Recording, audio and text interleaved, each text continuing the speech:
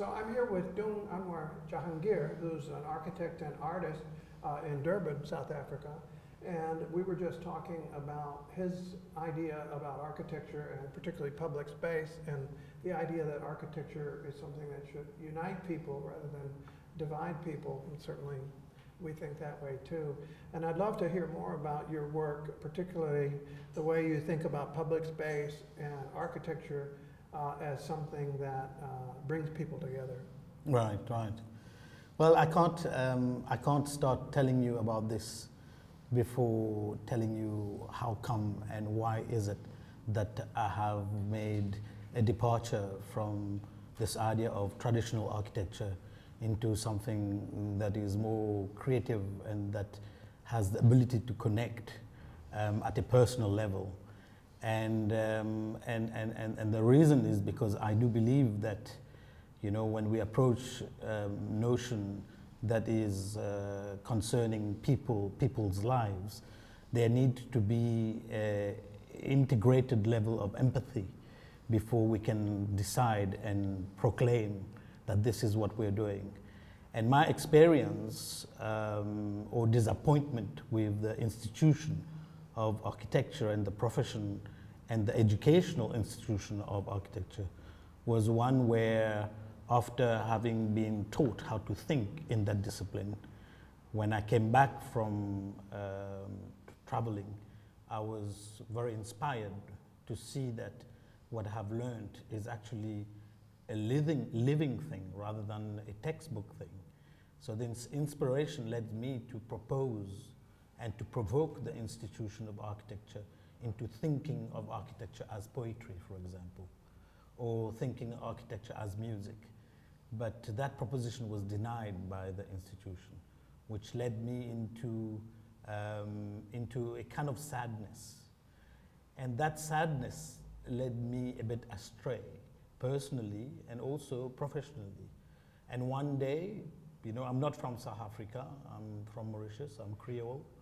And one day, you know, having lived in a country where the fear industry is very powerful at othering, I started to be conditioned in that.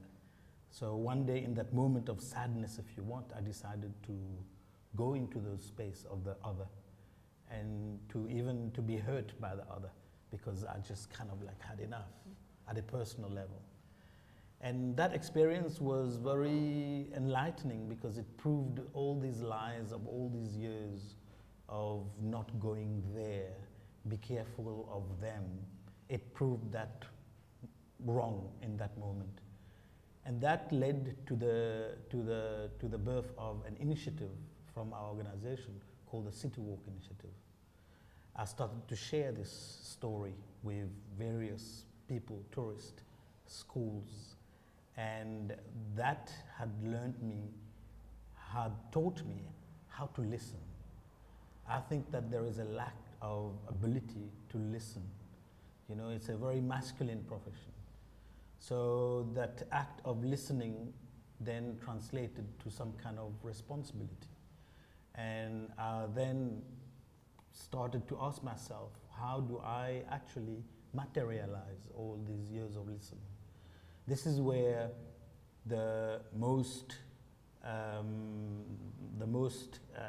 easy way to start to engage that listening was to provoke the spaces by making performances, by ridiculizing myself, making myself into a fool, because, you know, I was very aware that I was coming with the privilege of education, with the privilege of my class and other privileges. So I had to deconstruct myself. And I think that's also something that is crucial when we think, you know, in terms of urban planning or architecture or urbanization, or what today we have been talking about, the collective life, you know, is our approach and our positionality in what we are doing and who we are doing it for. This whole idea of doing it for is also problematic. So performative action started to raise questions. And those questions were emphasized and were kind of really made into a joke where the kind of public then themselves, they started to ask questions rather than be given answers. So anyway, from that, if you want a method of learning how to listen, went into this idea of invitation for conversation. Conversation then became politicized, which was very quickly because of the issues on the ground. And politicized conversation came into dialogue, dialogue into relationship. And it is only in relationship that I have learned that we can establish trust. And in that trust, those walls can not only be broken, it disappears. You know, the sort of, its absurdity reveals itself. And in that moment, then we can start to develop that empathy. And in that empathy, then we can start sharing. So this idea of sharing, then I start to understand that there is an organic intelligence that resides in the city, in the urban. And that intelligence is one that is constantly subverting not just the kind of the contemporary issues that is being imposed on the people on the ground, but also historically. You know, the sense of coloniality that we live is also being subverted all the time, every day. So, so this is where this whole idea of architecture without war emerges. That sounds great, and it's very similar to the way we've been thinking also, that the profession of architecture is really in a crisis in its relation to human beings and listening to human beings as opposed to, you know, being technical right. Tools of those who have power and, right. and so on. And the particular role of public space, we like to say we're trying to move from objects to places. Right. You know, and moving, as you're saying, moving away from walls to connections between people, right. especially in public right. spaces. So can you tell me a little bit about what some of your work in Durban, some maybe examples of projects that you've done? Right. So, I mean, we don't like to call it projects, even though we understand that projects within its own definition are or can be strategies to kind of make the process more meaningful. But it all started with the City Walk initiative. So from the City Walk initiative and having developed sort of methods of understanding this intelligence, we then had the responsibility, we find ourselves accountable to that, which means is how do I become able at translating the language of the street to the language of the state? And it seems that this is what is missing. It seems that the intention of the state is actually not that bad, and that the intention and the needs of the street either is not that ridiculous in its demand. But what seems to be apparent is that there is some form of miscomprehension. And this is where I think that the creativity as a tool can position itself as an interlocutor that negotiates those two languages, if you want. So from that, we started to accentuate this notion of performance in the public. And from that, we, from the conversation and from the relationship that we have, then we started to kind of put project in place, and projects that would materialize, if you want, what we have unearthed in order to be able to bring it to the council and to talk at a different level, because it seems that it's not being understood. And public art, I mean, I say this notion, this word, public art, very carefully also, because first in South Africa, after '94, there is a set of questions that I believe that we haven't really asked is, who is the public? How many publics there are? And where is that public? And then when you talk about art also, or space, there are some critical questions that we actually haven't asked. You know, like you say, like architecture, the built environment has, since we can remember from the colonial times, has been an infrastructure that was put in place for a very specific purpose. And it remains today. It remains at an energy level that hasn't been deconstructed, I believe. And that deconstruction can only happen by a very meaningful dialogue between the street and the practitioners. It's not about just coming in and doing a survey of how people are living on the pavement and then suddenly going out, appointing an architect. You know, the whole system, I think, needs to be looked at. So our project and processes kind of start to kind of to deal into that. How do we put in place activities and cultural actions so that it can further translate it into a different layer that we can communicate? But it's difficult. It's difficult. Durban is very difficult. It's a third city. It's small. It's very parochial.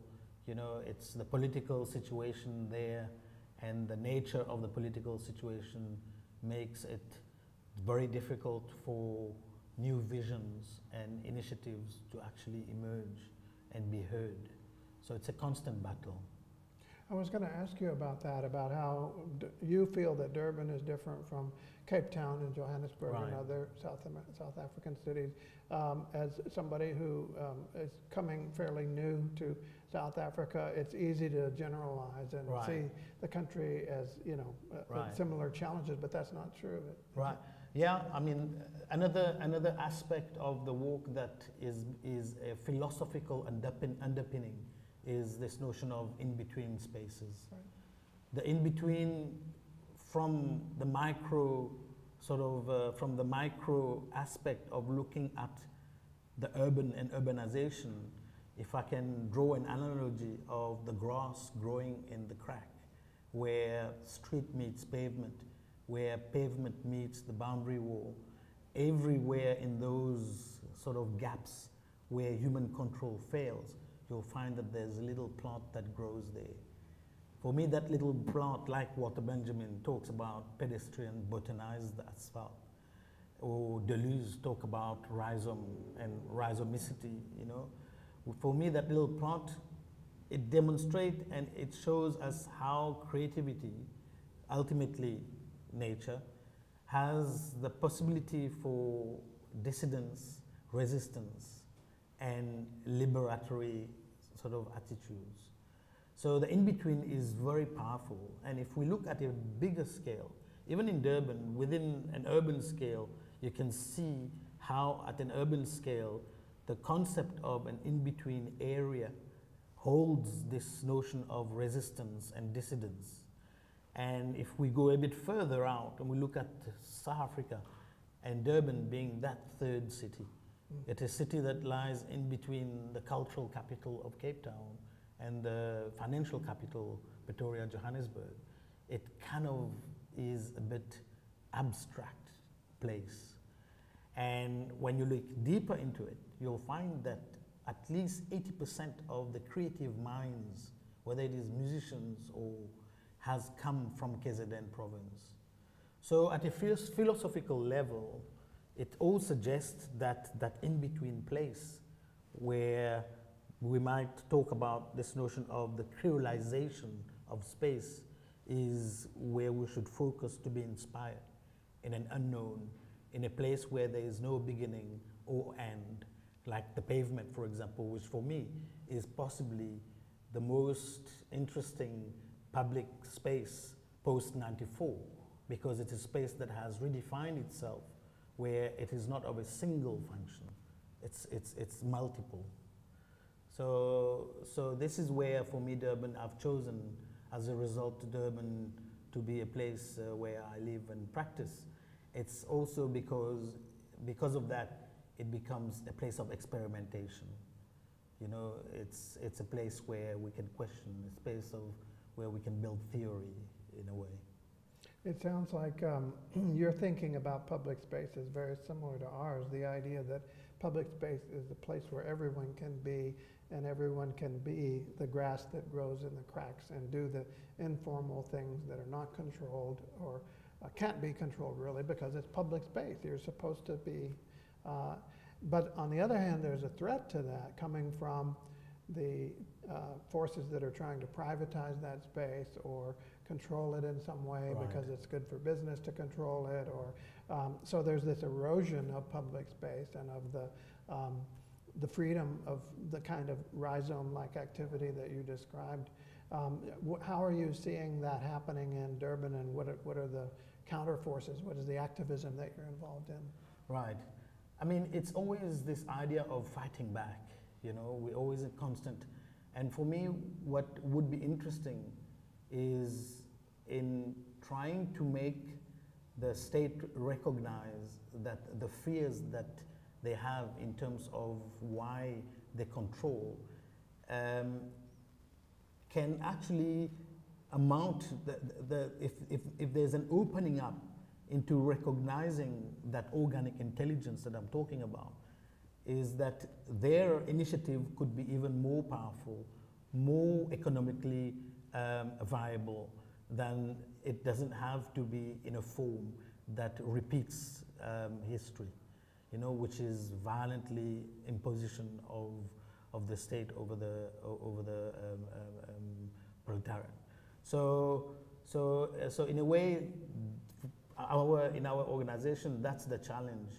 Is trying to make this visible, is trying to see that, you know, because there's always, the government will come and with an initiative because there has already been some kind of understanding that there's something working there, even though it might be painted as chaotic or something like that, that it needs order.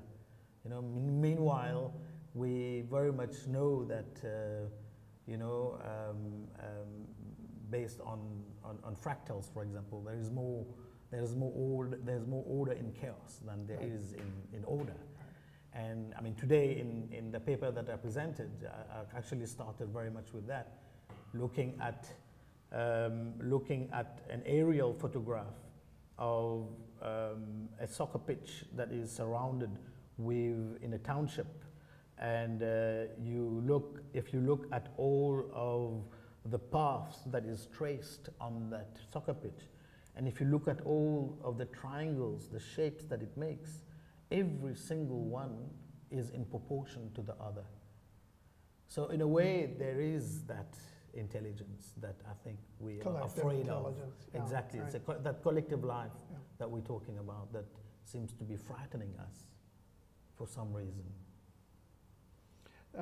You're talking about fractals, and complexity as another fantastic topic that I think relates to everything we're talking about, because it's the idea of emergence, or the idea that you get strength from the bottom up, not just from the top down. So you really need to not just, you know, sort of constrain and regulate the bottom up. You actually need to empower it in some way. And this is something we've been talking about in a number of our interviews with, for example, Slum Dwellers International, talking about how to empower the self-organization of informal settlements. It's a really different way of thinking than the architect model of command and control, build the walls, create the boxes, you know, and so on. And so it sounds like you're thinking very much along those lines as well. Right. And I mean, even this idea of empowerment, I think, is a dangerous concept, you know. There is, for me personally, there is a need to first validate what is going on, you know, because we're a people that has been dehumanized, and we keep on working, you know, in this survival mode that is about rehumanizing ourselves, whether it is through selling a sweet for a 1 cent profit, you know, so we keep on doing that. So we are liberating ourselves every day, but we have made to believe that we have to wait for liberation constantly. So in our everyday liberation, I think this needs to be recognized and validated. Infrastructures should actually obey And in that, you'll find that there would be a sense of validation. And then afterwards, we can start to talk about empowerment. And that empowerment is who is empowering who. That goes back to what you said before about, we're not coming in listening enough and validating enough. We're coming in with our own preconceived notions of what is empowerment. Right. Well, thank you so much for visiting with us. This is fantastic work you're doing, and we'll send you some links as well when we get this a little bit further along. Right. And try to tell a little bit more of the story of what people have been talking about at the conference. So it's great to have you. Appreciate Right. it. Thank you. Yeah.